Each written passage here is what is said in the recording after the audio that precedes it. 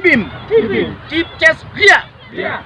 Teachers Awo. Okay, me as the spokesperson of the trained unemployed teachers, I am glad to host these teachers carrying their placards, telling Kenyans what's happening in the system of education. The teachers who are trained, who have never been employed and have stayed out for decades of years. Most of them were trained by the graduated in the year 2010. Up to date, they have not been given a job. And they see their colleagues who just trained and graduated 2020, 2022, being given the first priority, being given opportunity to work. Yet them, the fossils, the synjanthropers are rotting down there outside there. Teachers Tibim. Teachers Tilala. So we are sending this message to this government. We are giving an ultimatum of 14 days. How many? 14 days. We are giving an ultimatum of 14 days.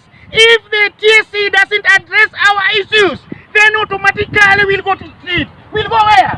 I'm requesting all teachers, the trained ones, to outside this country, starting from the north of Limpopo to the southern of Tanzania, that be prepared. In the next 14 days, we are going to go for street to demand for our rights. Teachers, Teachers, Tibim. I'm telling you, teachers, leave alone fears. Leave those warm seats you are seated. Come out and speak out your views. We cannot accept when some teachers right now, they are committing suicide because they are leading a miserable life. They are leading what? A miserable life because this government doesn't want to consider them. We are out and we speak for them. Me as the spokesperson of the voiceless, of the voice of the oppressed teachers, I'll fight it until the fight ends. So this is it.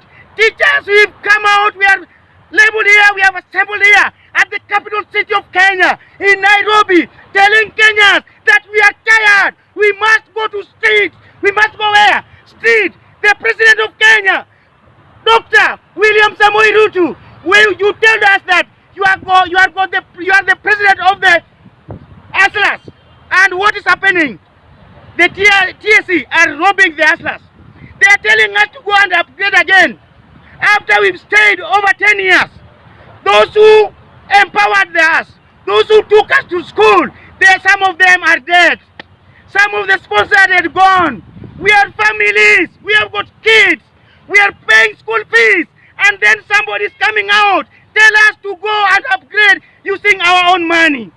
If it is a matter of retooling, Mr. President, we want you to come in. Let the TSC employers first. Then those retooling comes in to fit the standard of education right now.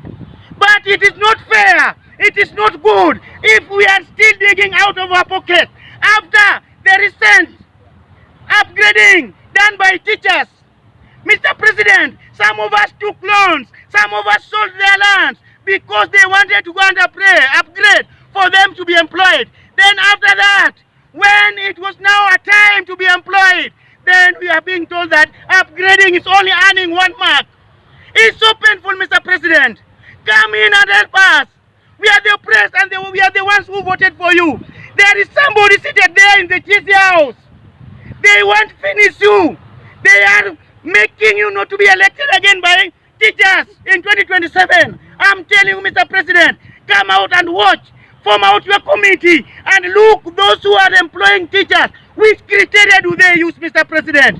Mr. President, it's so painful if an MP working with a TSC form of employment in a funeral, Mr. President, asking in the funeral whoever done education to be employed and they are being just employed like that, Mr. President.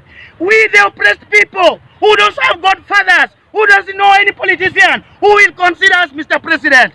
You are the father of the nation. Come up, Mr. President.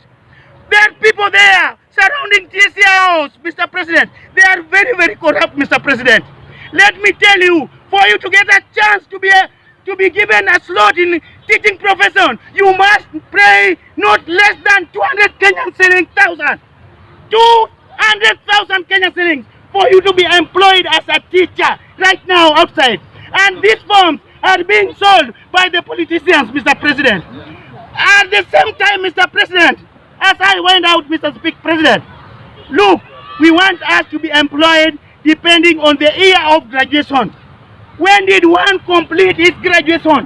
If it is like that, Mr. President, then we'll be happy, Mr. President. You will address us and you also come for us, Mr. President. That's what I have. Be blessed, teachers. Be blessed, Kenyans. Be blessed wherever you are, because it's our country. Thank you, Mr. President. Thank you, Wana Media, for coming.